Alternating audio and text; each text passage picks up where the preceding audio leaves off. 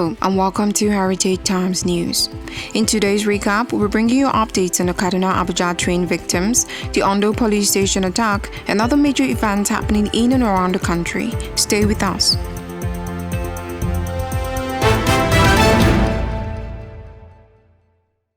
Ministry of Education shuts down Abuja schools due to security concerns. The Federal Ministry of Education has instructed all federal government colleges in Abuja to shut down for the time being. The ministry made this decision on Sunday the 24th of July due to the growing security concerns in the FCT. It specifically cited the fear of impending bandits and other forms of terrorist attack as a major reason for its decision. The Federal Ministry of Education believes that the lives and freedom of the students in government colleges were at risk and that an immediate closure was the right step to take. Most schools in the FCT have sent out messages to parents asking them to come and pick up their awards, latest on Wednesday the 27th of July. However, reports reaching us have confirmed that parents have started evacuating their children from their respective schools as early as Monday morning. Terrorists released 3 more Kaduna Abuja train hostages. On Monday the 25th of July at around 11 a.m., the abductors of the passengers on board the Kaduna Abuja train released 3 out of the 43 hostages being held captive. In a video released on Sunday the 24th of July, the kidnappers could be seen flogging the hostages while threatening to kidnap President Muhammadu Buhari and Kaduna State Governor Nasir El-Rufai. Among the victims who were released are 2 males and 1 female. It has also been confirmed that the freed hostages have been picked up by their respective families and taken home. The Kaduna Police Public Relations Officer Muhammadu Jalige is yet to disclose if the release of the 3 hostages was as a result of a ransom paid.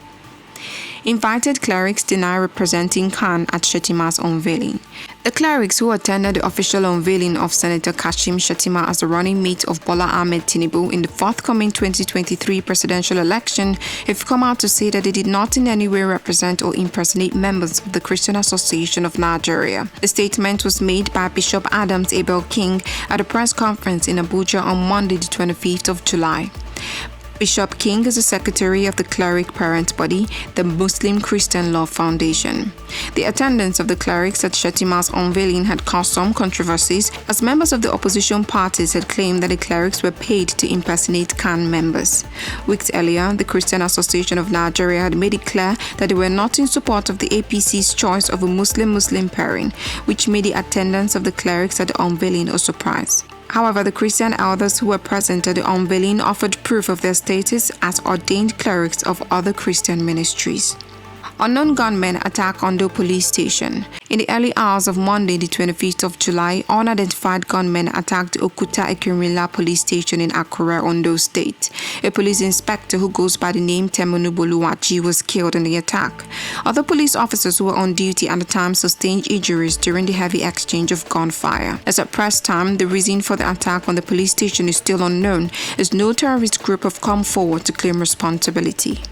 Spokesperson for the State Police Command, Fumi Odunlami, has confirmed the attack via a statement which reads, and I quote, "On the 25th of July 2022, around 1 a.m., hoodlums attacked the Okunta Ekirinla division in Akure.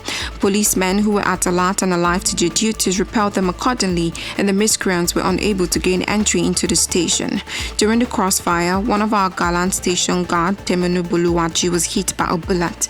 He later died on his way to the hospital." The Commissioner of Police, CP Oyeyemi Oyediran, has ordered the State Criminal Investigation Department to take over the case and ensure that the perpetrators are arrested, unquote. Nigeria's Tobi Amusan breaks world record and wins historic 100-meter hurdle gold medal. Nigerian sprinter Tobi Amusan made history over the weekend as she became the first Nigerian to win the gold medal at the World Athletic Championship. Not only did she claim the grand prize at the women's 100-meter hurdles, she also won the race in convincing fashion as she ran a record time of 12.06 seconds. Prior to that, she had set a world record in the semi-finals by running this record time of 12.12 seconds. Unfortunately, her time of 12.6 seconds was ineligible for a world record as a result of a plus 2.5 5 meters per second wind-assisted speed. Nonetheless, Amusan's time of 12.12 seconds, which she ran in the semi-finals, remained a valid world record. Before the finals, the World Athletic Championship being held in Oregon, USA, had seen Nigeria win a total of 9 medals, including 4 silver medals and 5 bronze medals. Amusan, who finished 4th 3 years ago at the finals in Qatar, has received the prize money of $100,000 for her victory in this year's competition. Ghana records another Marburg virus death. On Friday, the 22nd of June, Ghanaian health authorities reported another death as a result of the deadly Marburg virus. This takes the number of people killed since the beginning of the outbreak to 3. It has been confirmed by authorities that the latest casualty of the Marburg virus is a relative of one of the first 2 casualties. Marburg is a highly infectious disease which belongs to the same family as Ebola virus, and it is usually transmitted from a species of fruit bats to humans. The virus can also spread among humans through direct contact with bodily fluids of anyone who is infected. Ghanaian health authorities have said that the latest casualty of the virus still showed symptoms after the 21 days incubation period. There are about 40 new Marburg virus cases in Ghana, which include 11 health workers. As at press time, more than 100 individuals have completed a mandatory 21-day quarantine. Scientists from the World Health Organization as well as local medical experts in Ghana have been working tirelessly to determine the source of the outbreak in the country. Ghana declared the Marburg outbreak earlier in July after recording the first 2 deaths. The WHO has sent more resources and personnel to the affected areas to contain its potential spread. Ghana becomes the second West African country to record the Marburg virus after Guinea. The virus was first identified in the German town of Marburg in 1967. Tunisian referendum to increase president's powers.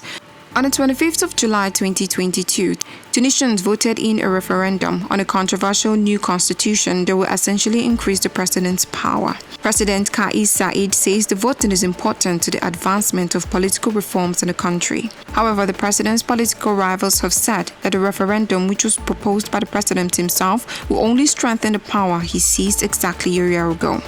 Tunisia is the birthplace of what is known as the Arab Spring, which saw the overthrow of a long-term leader, Zain al-Abidine bin Ali, in 2011. The referendum date was picked by the Tunisian president himself, and it marks 1 year to the day he suspended the Tunisian parliament.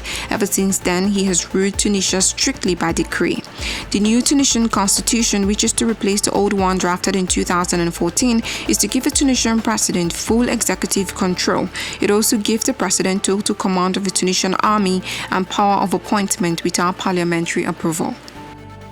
Protesters vandalized UN forces premises in Democratic Republic of Congo. Ongoing protests in the eastern part of Democratic Republic of Congo have led to the vandalization of the premises of the United Nations Special Forces. The protests were particularly heavy in the city of Goma, and as a result of protesters repeatedly calling for the UN to leave their country. Besides being vandalized, the UN premises were also looted by the angry protesters. Congolese citizens have complained that the presence of the UN in their country has done nothing to restore peace to the region. The US mission to the Democratic Republic of Congo has been in the country for more than 20 years, and the eastern part of the country alone is home to more than 100 rebel groups. Zelensky thanks Guatemalan president for supporting Ukraine. Zelensky said, and I quote, "I am grateful to Guatemala for its clear and consistent support of our state, for the protection of our sovereignty, for its firm position on protecting human rights and the fundamental right of every nation to freedom and independence," unquote. President Alejandro Giattame is among the many world leaders who have shown support for Ukraine since the country was invaded by Russia on the 24th of February in 2022. These are our major stories for today. Be sure to tune in next time as we'll be bringing you detailed reports about what is happening locally and internationally. Until then, be sure to get your PVCs and make your votes count.